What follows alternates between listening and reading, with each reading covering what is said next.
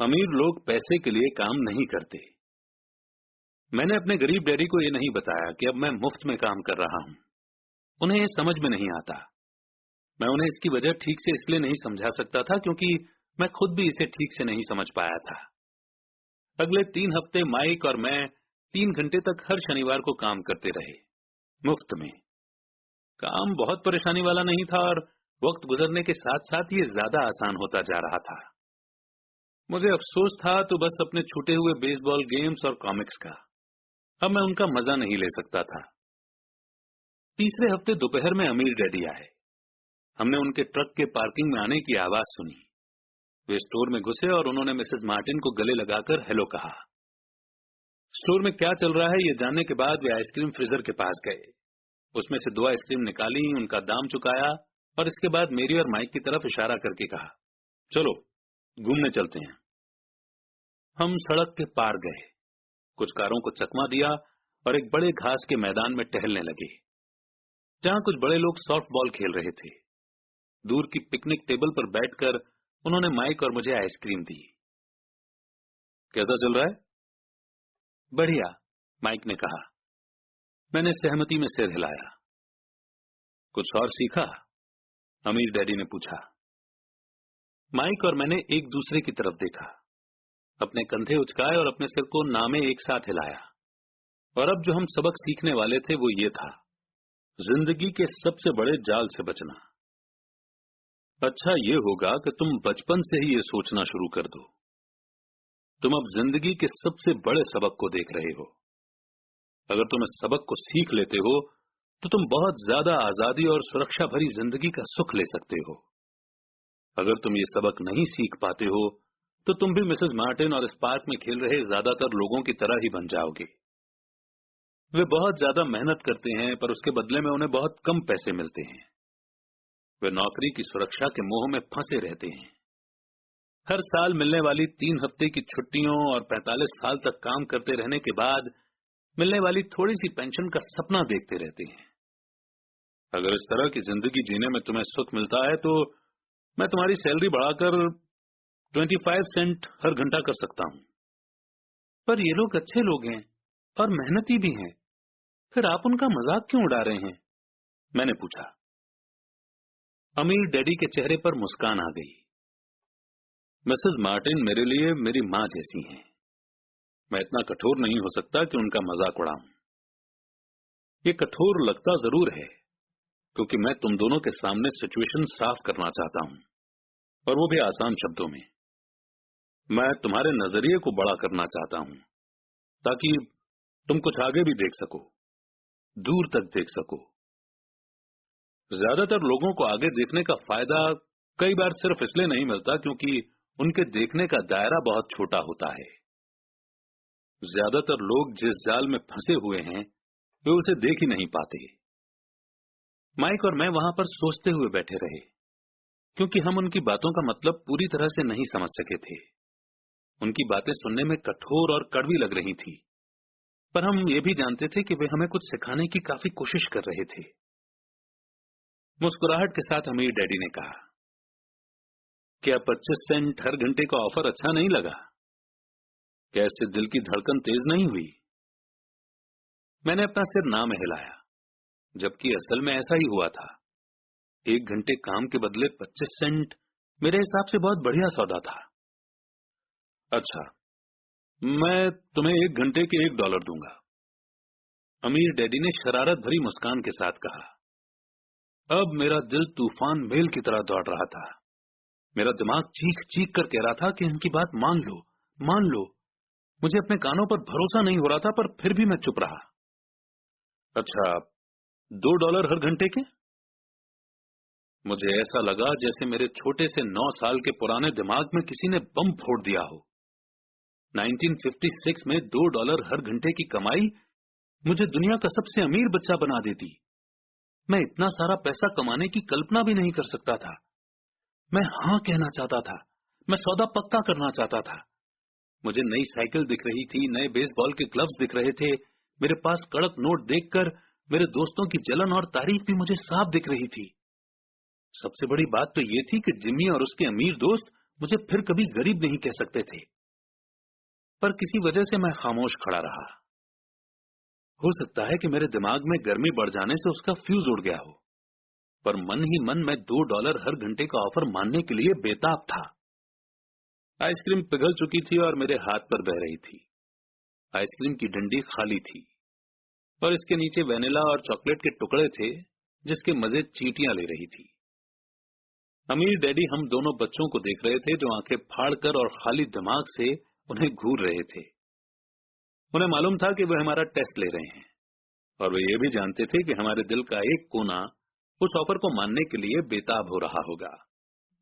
वो जानते थे कि हर इंसान की आत्मा का एक हिस्सा कमजोर और जरूरतमंद होता है जिसे खरीदा जा सकता है, और वो ये भी जानते थे कि हर इंसान की आत्मा का एक हिस्सा मजबूत और पक्के इरादों वाला होता है जिसे कभी नहीं खरीदा जा सकता। असली सवाल यह था कि इनमें से कौन सा हिस्सा ज्यादा ताकतवर है। उन्होंने अपनी जिंदगी में हजारों लोगों की परीक्षा ली थी। जब वे नौकरी मांगने के लिए आए लोगों का इंटरव्यू लेते थे तो वे हर बार आत्माओं की परीक्षा लेते थे। अच्छा, $5 हर घंटे? अचानक मेरे अंदर शांति छा गई। कुछ था जो बदल गया था। ऑफर बहुत ही बड़ा था और मूर्खता से भरा लग रहा था। 1956 में गिने चुने लोगों को $5 हर घंटे से ज्यादा मिलता होगा।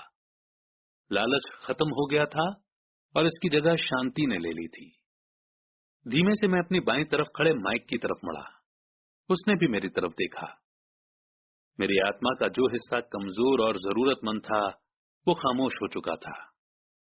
मेरा वो हिस्सा जिसे खरीदा नहीं जा सकता था वो आगे आ चुका था। मेरे दिमाग और आत्मा में पैसे को लेकर हुई इस जंग में शांति और विश्वास जीत चुके थे। मैं जानता था कि माइक भी उसी बिंदु पर पहुंच चुका होगा। अच्छा, ज्यादातर लोगों की एक कीमत होती है और उनकी कीमत इसलिए होती है क्योंकि हम सभी में दो भावनाएं होती हैं, डर और लालच। पहले तो पैसे के बिना रहने के डर से हमें कड़ी मेहनत करने की प्रेरणा मिलती है। इसके बाद जब हमें सैलरी मिलती है तो हमें लालच या इच्छा की भावना जाग जाती है। पैसा होने पर हम उन बढ़िया चीजों के बारे में सोचने पर मजबूर हो जाते हैं जो उस पैसे से खरीदी जा सकती हैं। इस तरह हमारी जिंदगी का एक पैटर्न बन जाता है। किस तरह का पैटर्न? मैंने पूछा। सुबह जागने, काम पर जाने, खर्च करने, सुबह जागने, काम पर जाने, खर्च करने। लोगों की जिंदगी हमेशा डर और लालच इन्हीं दो भावनाओं से चलती है। उन्हें अगर ज्यादा पैसा दे भी दें तो वे इस पैटर्न पर चलकर अपना खर्च बढ़ा लेंगे। इसी पैटर्न को मैं चूहा दौड़ यानी कि रैट रेस कहता हूं। क्या कोई दूसरा रास्ता भी है? माइक ने पूछा। हां, अमीर डैडी ने धीमे से कहा, पर इसे बहुत कम लोग खोज पाते हैं। और वो रास्ता क्या है? माइक ने पूछा। उसी रास्ते को तुम लोग काम करते हुए और मेरे साथ सीखते हुए खोज लोगे। मैं यही उम्मीद करता हूं। इसी कारण मैंने तुम्हें पैसे देना बंद कर दिया है। पर इस बारे में कोई हिंट तो दीजिए, माइक ने कहा। हम लोग मेहनत से काम करते करते थक चुके हैं, खासकर तब जब इसके बदले में हमें कुछ नहीं मिल रहा है। पहला कदम तो यह है कि तुम लोग सच बोलो, अमीर डैडी ने कहा। हम लोग झूठ नहीं बोल रहे हैं, मैंने कहा। मैंने कब कहा कि तुम लोग झूठ बोल रहे हो? मैं तो ये कह रहा हूं कि सच्ची बात कह देनी चाहिए, अमीर डैडी ने जवाब दिया। किस बारे में? मैंने पूछा। इस बारे में कि तुम लोगों को कैसा लग रहा है। तुम्हें ये किसी और से कहने की जरूरत नहीं है, सिर्फ अपने आप से सच बोलो। आपके कहने का मतलब यह है कि इस पार्क में मौजूद आपके लिए काम करने वाले लोग, मिसेस मार्टिन, ये सब लोग ऐसा नहीं करते। मुझे ऐसा ही लगता है। इसके बजाय उन्हें हमेशा पैसा नहीं होने का डर सताता रहता है। उस डर का सामना करने के बजाय, सोचने के बजाय, ये लोग सिर्फ रिएक्ट करते रहते हैं। इस दौरान वे दिल से काम लेते हैं, दिमाग से नहीं। अमीर डैडी ने अपने सिर पर उंगली ठोकते हुए कहा। फिर उनके हाथ में कुछ पैसे आ जाते हैं और उनमें खुशी, इच्छा और लालच की भावनाएं जाग जाती हैं। और एक बार फिर वे दिमाग से सोचने के बजाय दिल से काम करने लगते हैं। तो वे दिल से यानी अपनी भावनाओं से सोचते हैं, माइक ने कहा। बिल्कुल ठीक। वे इस बारे में सच नहीं बताते कि उन्हें कैसा लग रहा है। वे अपनी भावना से काम करते हैं और दिमाग से सोचने का कष्ट नहीं उठाते। उन्हें डर लगता है कि वे नौकरी करने जाते हैं और आशा करते हैं कि ज्यादा पैसा आने से उनका डर दूर हो जाएगा, पर ऐसा नहीं होता है। वही पुराना डर उन्हें फिर से सताने लगता है। वे फिर से नौकरी करने जाते हैं और फिर आशा करते हैं कि पैसा उनके डर को कम कर देगा, पर ऐसा नहीं होता। डर के कारण ही वे नौकरी के जाल में फंसे रहते हैं। पैसा कमाते हैं, काम करते हैं, पैसा कमाते हैं और आशा करते हैं कि डर से उनका पीछा छूट जाएगा। पर हर रोज जब वे उठते हैं तो उनका पुराना डर भी उनके साथ उठता है। वही पुराना डर करोड़ों लोगों को रात भर जगाता है और उनकी रात बहुत चिंता और परेशानी में गुजरती है। इसलिए वो उठते हैं, काम पर जाते हैं और यह आशा करते हैं कि सैलरी के चेक से उनके दिल को कुतरने वाले इस डर को वे मौत के घाट उतार देंगे। सच बात तो यह है कि पैसा उनकी जिंदगी को चला रहा है, पर वे इस बारे में कभी सच नहीं बोलते हैं। पैसे ने उनकी भावनाओं पर कब्जा कर लिया है और उनकी आत्माओं पर भी। ये कहकर अमीर डैडी खामोश हो गए ताकि उनके शब्दों में छुपा संदेश हमारे अंदर चला जाए। माइक और मैंने उनकी बातें सुनी थी, पर हम उनका मतलब पूरी तरह से नहीं समझ पाए थे। मुझे अक्सर ये हैरानी होती थी कि लोगों को ऑफिस जाने की इतनी जल्दी क्यों होती है। उन्हें अपनी नौकरी में खास मजा नहीं आता था और वे कभी खुश भी नहीं दिखते थे। फिर क्या वजह थी जो उन्हें जल्दी ऑफिस जाने के लिए मोटिवेट करती थी? जब अमीर डैडी ने देख लिया कि हम जितना समझ सकते थे हमने उतना समझ लिया है, तो उन्होंने आगे कहा, मैं ये चाहता हूं कि तुम लोग इस जाल से बचो। दरअसल मैं तुम्हें यही सिखाना चाहता हूं।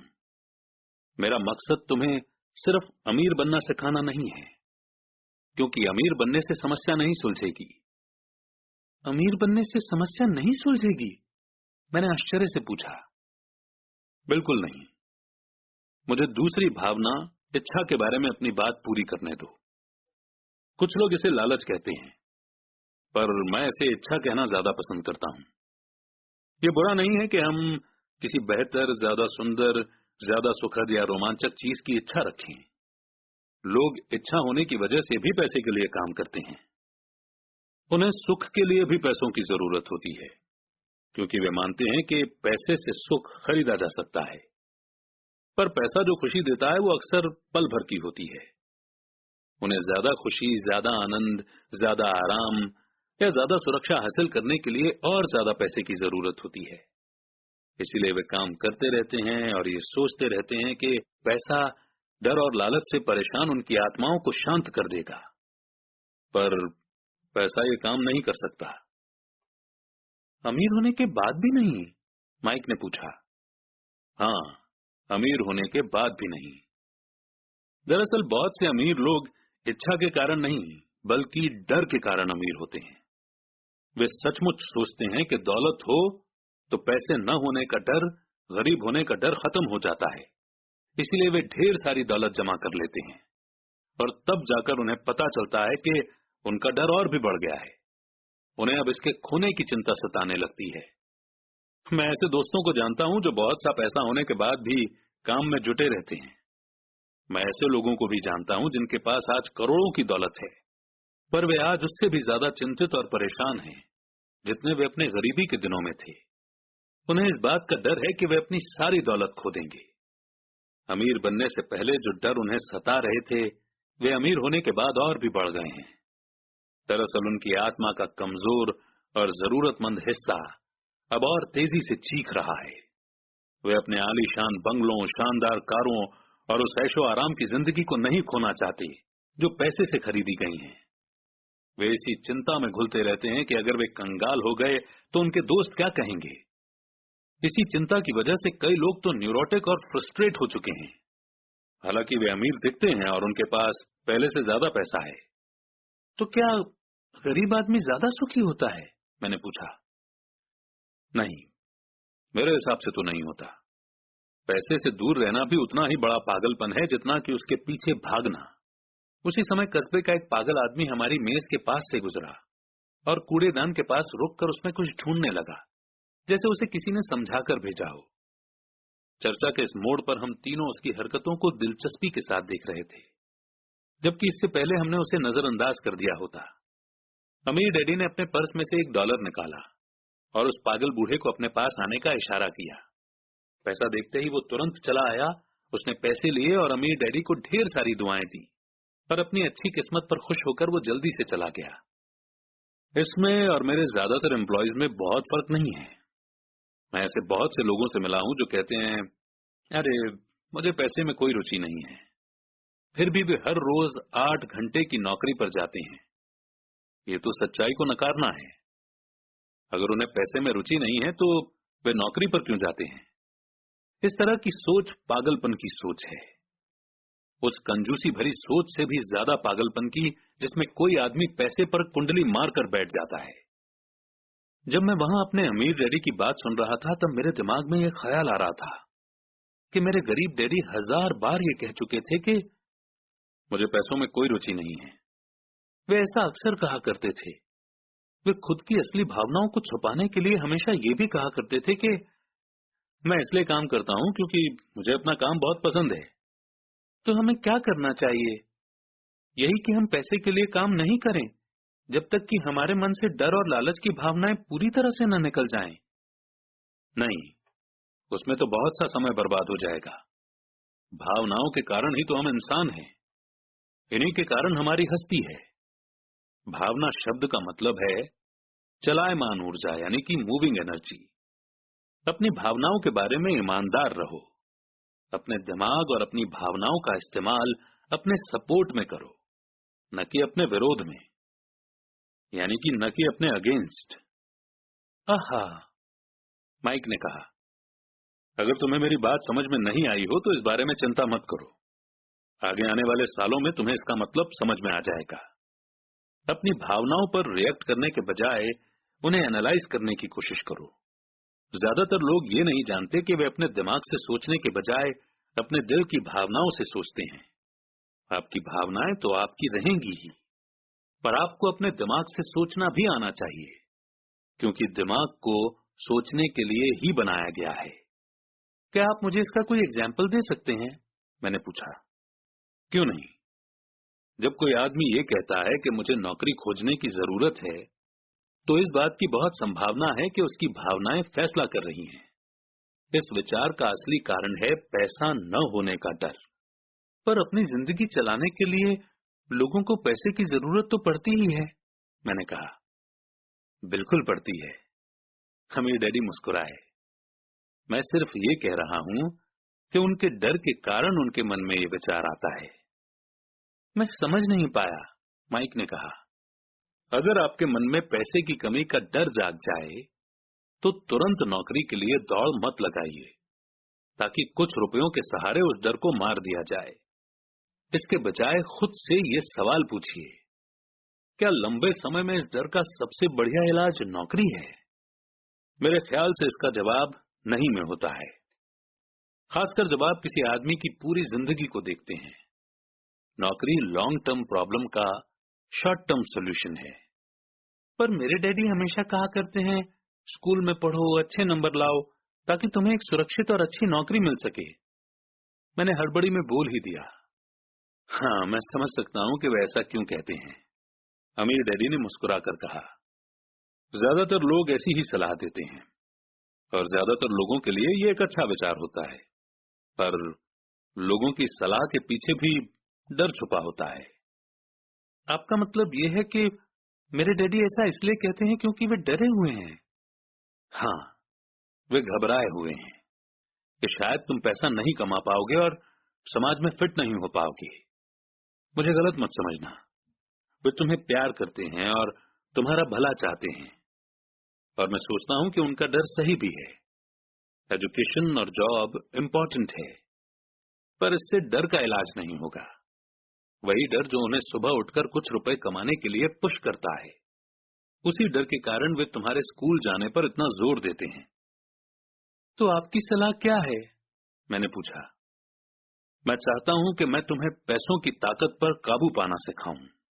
पैसे का डर तुम्हारे दिमाग से निकल जाना चाहिए, और ये स्कूल में नहीं सिखाया जाता। अगर तुम इसे नहीं सीखोगे तो तुम पैसे के गुलाम बन जाओगे। अब उनकी बातें मेरी समझ में आ रही थीं। वे हमारे विचारों को ज्यादा बड़ा बनाना चाहते थे। वे चाहते थे कि जो मिसेस मार्टिन नहीं देख सकती थी, उनके एम्प्लॉय नहीं देख सकते थे, या मेरे डैडी तक नहीं देख सकते थे, वो देखने की काबिलियत हम में आ जाए। उन्होंने जो एग्जाम्पल दिए थे वो उस समय कठोर जरूर लग रहे थे, लेकिन मैं उन्हें कभी नहीं भूला। मेरा नजरिया उस दिन बहुत बड़ा हो गया था। अब मैं उस जाल को देख सकता था जो ज्यादातर लोगों के सामने बिछा होता है। देखो, आखिरकार हम सभी लोग एम्प्लॉय हैं। हम सिर्फ अलग अलग लेवल पर काम करते हैं, अमीर डैडी ने कहा। मैं तुम लोगों से बस यही चाहता हूं कि तुम लोग इस जाल से बचे रहो। डर और लालच, इन दो फंदों से बनने वाले जाल से। इनका इस्तेमाल अपने सपोर्ट में करो, अपने अगेंस्ट नहीं। मैं तुम लोगों को यही सिखाना चाहता हूं।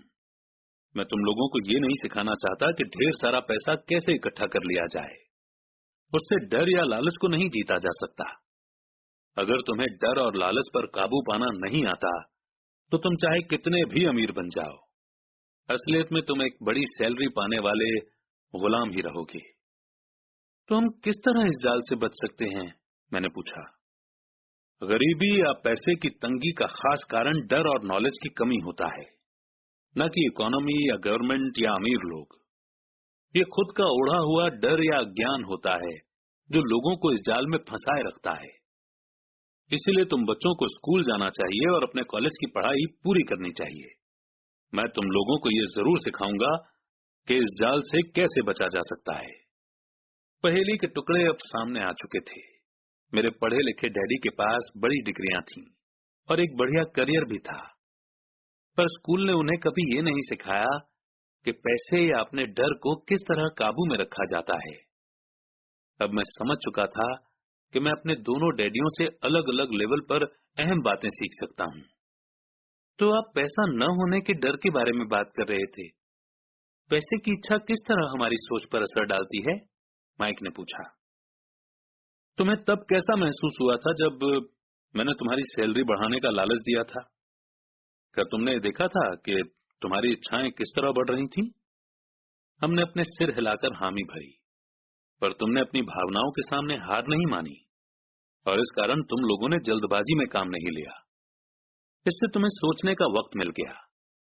पर सबसे जरूरी है, हमें हमेशा डर और लालच की भावनाएं रहेंगी।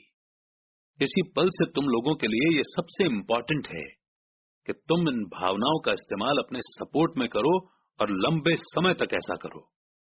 अपनी भावनाओं को अपने दिमाग पर हावी मत होने दो, और इस तरह अपने विचारों को मैला मत होने दो। ज्यादातर लोग डर और लालच का इस्तेमाल खुद के विरोध में करते हैं। यह अज्ञान की शुरुआत होती है। डर और इच्छा की भावनाओं के कारण ही ज्यादातर लोग सैलरी के चेक, सैलरी में बढ़ोतरी और नौकरी की सुरक्षा के पीछे भागते भागते अपनी पूरी जिंदगी निकाल देते हैं। असल में वे ये सोचते ही नहीं हैं कि भावनाओं के आधार पर उन्हें जिंदगी किस तरफ ले जा रही है।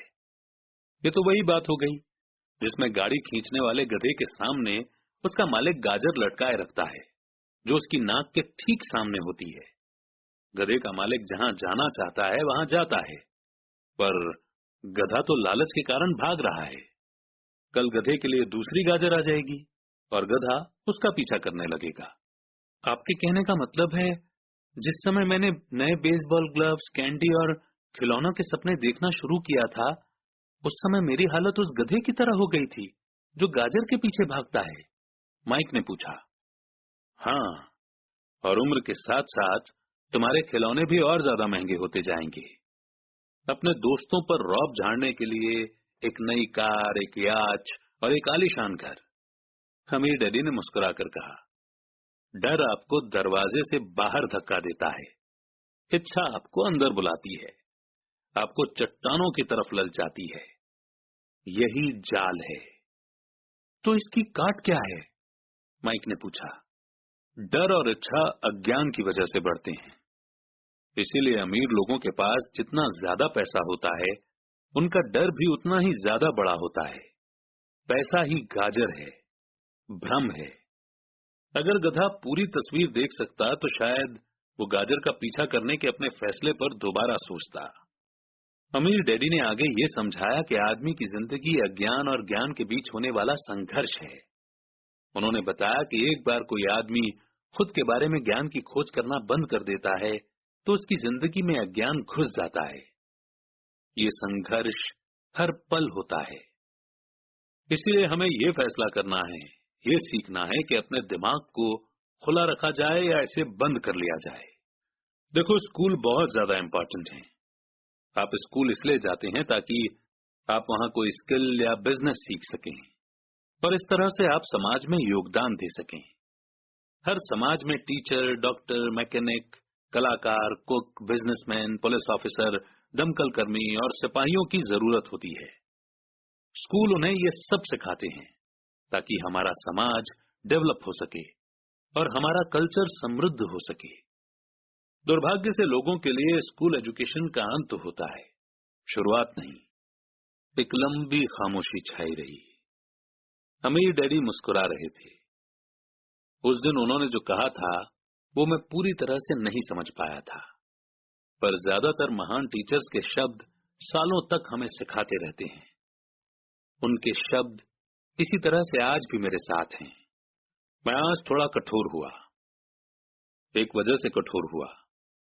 मैं चाहता था कि तुम लोगों को आज की ये चर्चा हमेशा याद रहे। मैं चाहता हूं कि तुम लोग हमेशा मिसेस मार्टिन के बारे में सोचो। मैं चाहता हूं कि तुम लोग हमेशा उस गधे के बारे में सोचो। इन्हें कभी मत भूलना। अगर तुमने अपनी समझदारी से उन्हें काबू में नहीं किया तो डर और लालच की तुम्हारी दोनों भावनाएं तुम्हें जिंदगी के सबसे बड़े जाल में फंसा सकती हैं। अपनी जिंदगी को डरते डरते गुजारना, अपने सपनों को पूरा न करना निर्दयता है। यह भी निर्दयता है कि पैसे के लिए कड़ी मेहनत की जाए और यह सोचा जाए कि पैसे से खरीदी चीजें सुख दे सकती हैं। बिल चुकाने के डर से घबराकर आधी रात को जागना जीने का एक भयानक तरीका है। सैलरी के हिसाब से जिंदगी जीना भी कोई जीना है। ये सोचना कि कोई नौकरी आपको सुरक्षा का एहसास दे सकती है, खुद से झूठ बोलना है। यह कठोरता है और यही वो चाल है जिससे मैं तुम्हें बचाना चाहता हूं। मैंने देखा है कि पैसा किस तरह से लोगों की जिंदगियों को चलाता है। ऐसा अपने साथ मत होने देना। भगवान के लिए पैसे को अपनी जिंदगी मत चलाने देना। हमारी मेज के नीचे सॉफ्ट बॉल आ गई। अमीर डैडी ने उसे उठाया और वापस खिलाड़ियों के पास फेंक दिया। तो अज्ञान का लालच और डर से क्या ताल्लुक है? मैंने पूछा। यह पैसे का ही अज्ञान है जिसकी वजह से इतना लालच और डर पैदा होता है। मैं तुम्हें कुछ एग्जाम्पल देता हूं। एक डॉक्टर जो अपने परिवार को ज्यादा खुशी देना चाहता है, अपनी फीस बढ़ा देता है। उसकी फीस बढ़ने की वजह से हेल्थ फैसिलिटी हर एक के लिए महंगी हो जाती है। अब इससे गरीब लोगों को सबसे ज्यादा नुकसान पहुंचता है। इसीलिए गरीब लोगों की हेल्थ अमीर लोगों से ज्यादा बुरी होगी।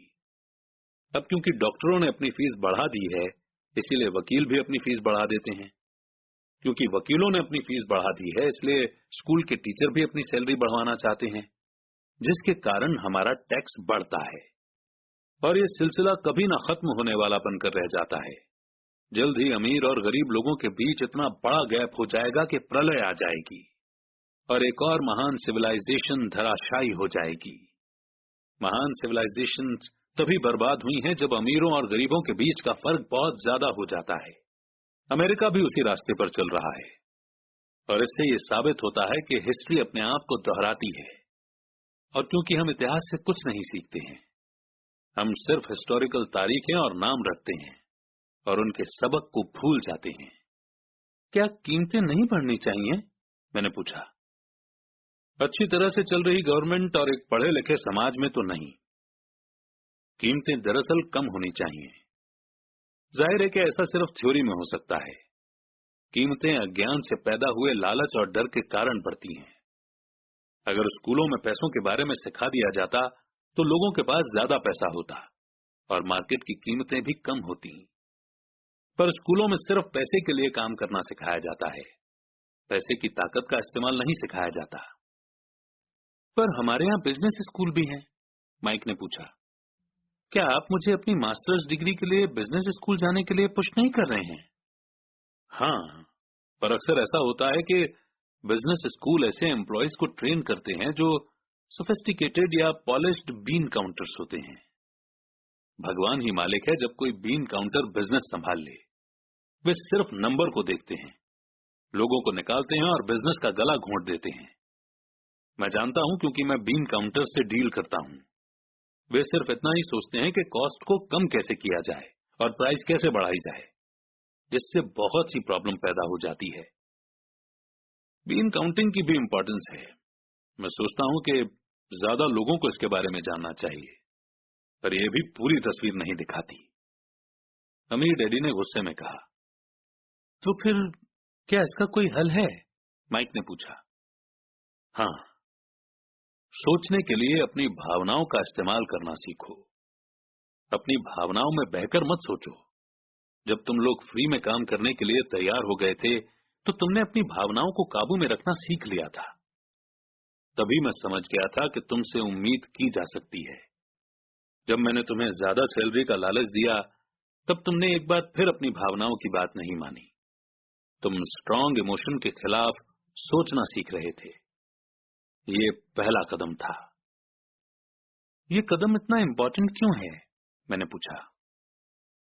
ये तुम अपने आप जान जाओगे। अगर तुम सीखना ही चाहते हो तो मैं तुम लोगों को ब्रायर पैच में ले जाऊंगा। ये वो जगह है जिससे लोग बचते हैं। मैं तुम्हें उस जगह पर ले जाऊंगा जहां जाने में ज्यादातर लोगों को डर लगता है। अगर तुम मेरे साथ जाओगे तो तुम्हारे मन से पैसे के लिए काम करने का ख्याल निकल जाएगा। इसके बजाय तुम ये सीखोगे कि पैसे से कैसे काम लिया जा सकता है।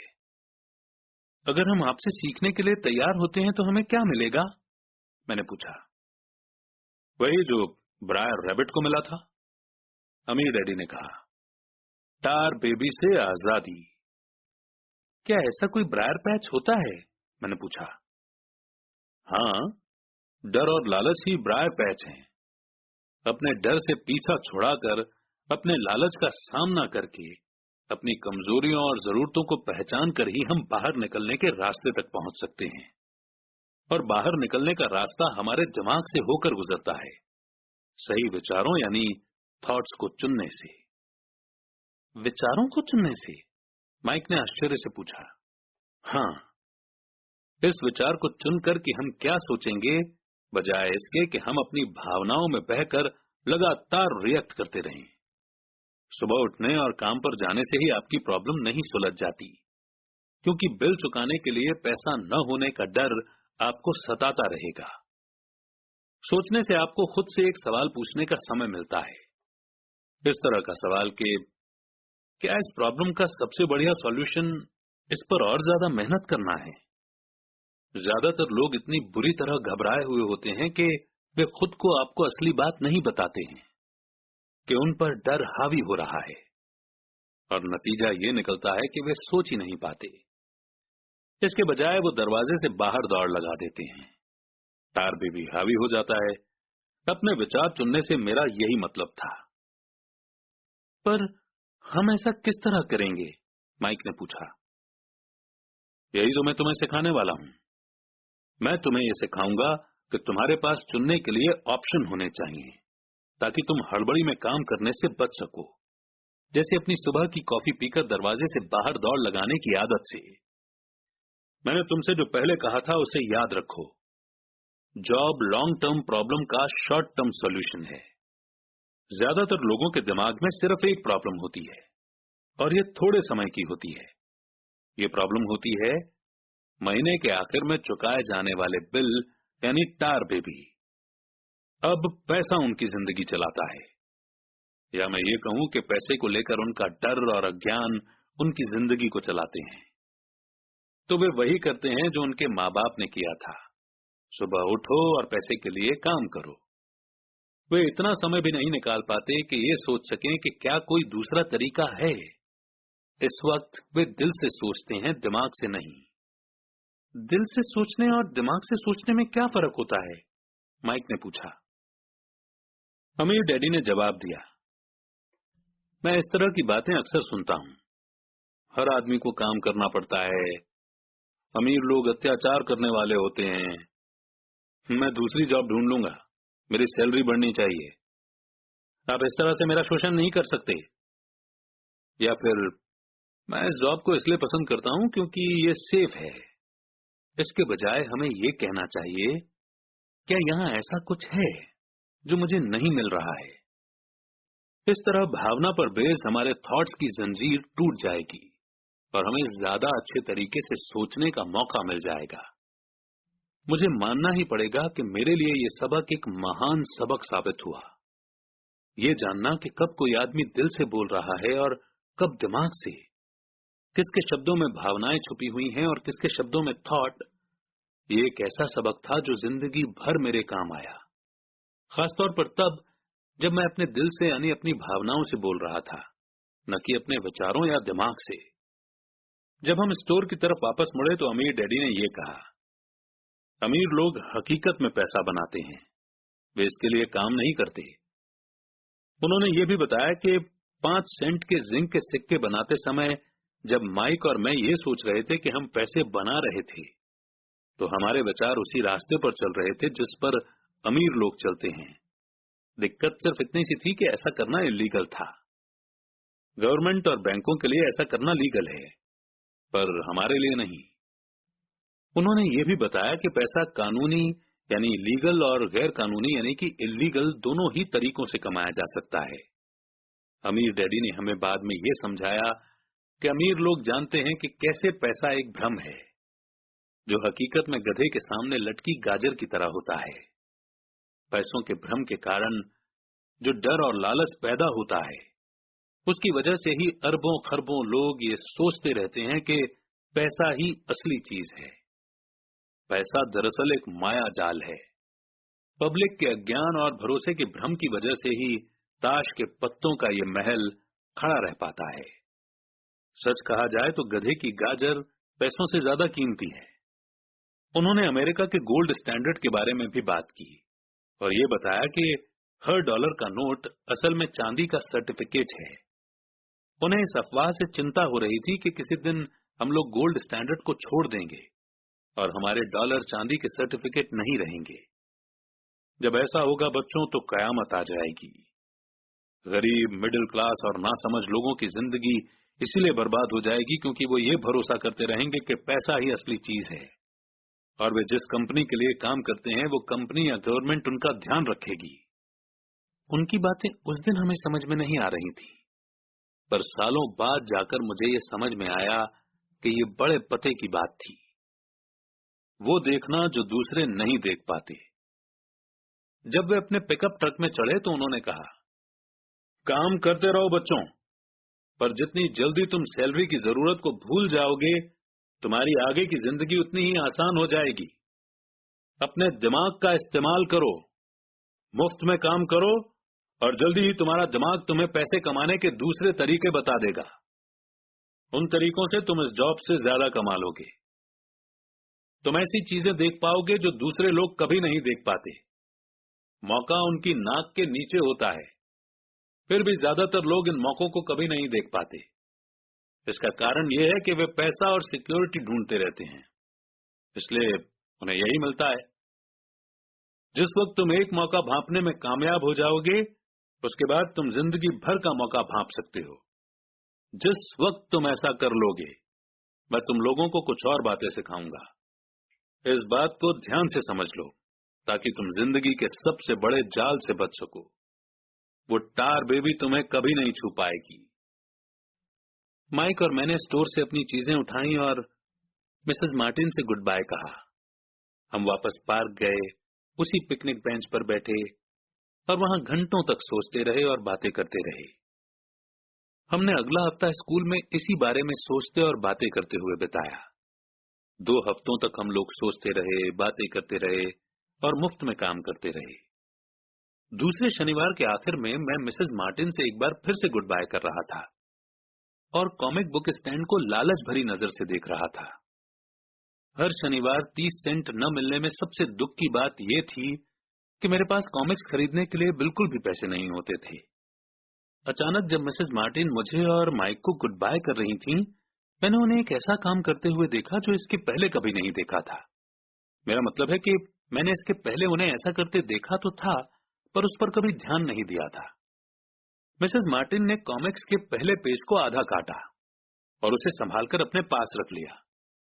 बाकी की बुक को उन्होंने एक बड़े से ब्राउन कार्डबोर्ड के डिब्बे में डाल दिया। जब मैंने उनसे पूछा कि वे इन कॉमिक्स का क्या करती हैं, तो उन्होंने कहा कि मैं उन्हें फेंक देती हूँ। जब वो नई कॉमिक्स लाता है तो मैं ऊपर के आधे कवर को क्रेडिट के लिए कॉमिक बुक डिस्ट्रीब्यूटर को दे देती हूँ। वो 1 घंटे में आने ही वाला है। माइक और मैंने 1 घंटे तक इंतजार किया। जल्दी ही वो डिस्ट्रीब्यूटर आया और मैंने उससे पूछा कि क्या हमें कॉमिक्स मिल सकती हैं। इस पर उसने जवाब दिया कि आपको मिल सकती हैं अगर आप इस स्टोर में काम करते हैं और अगर आप ये वादा करें कि आप उन्हें नहीं बेचेंगे। हमारी पार्टनरशिप एक बार फिर कायम हो गई थी। माइक की मम्मी ने बेसमेंट में हमें एक खाली कमरा दे दिया जो उनके किसी काम नहीं आता था। हमने उसकी सफाई करके उसमें सैकड़ों कॉमिक्स जमा कर ली। जल्दी ही हमारी कॉमिक्स लाइब्रेरी लोगों के लिए खोल दी गई। माइक की छोटी बहन को पढ़ने का बहुत शौक था, इसलिए हमने उसे अपना लाइब्रेरियन बना दिया। लाइब्रेरी में आने और कॉमिक्स पढ़ने के लिए वो हर बच्चे से 10 सेंट लेती थी। स्कूल खत्म होने के बाद हर दोपहर 2:30 से 4:30 बजे तक लाइब्रेरी खुलती थी। पड़ोस के बहुत से बच्चे इसके कस्टमर बन गए थे और वे जितनी कॉमिक्स पढ़ना चाहते थे 2 घंटे में पढ़ सकते थे। ये उनके लिए बढ़िया सौदा था, क्योंकि एक कॉमिक्स की कीमत 10 सेंट होती थी और 2 घंटे में वे 5 या 6 कॉमिक्स पढ़ लेते थे। माइक की बहन लौटते समय बच्चों की तलाशी लेती थी और ये देख लेती थी कि वे अपने कपड़ों में कॉमिक्स छुपाकर तो नहीं ले जा रहे हैं। वो इस बात का रिकॉर्ड भी रखती थी कि हर रोज कितने बच्चे आए, उनका नाम क्या था और उनके सुझाव क्या थे। माइक और मुझे 3 महीने तक हर हफ्ते एवरेज में $9.5 का फायदा हुआ। हमने उसकी बहन को हर हफ्ते $1 का पेमेंट किया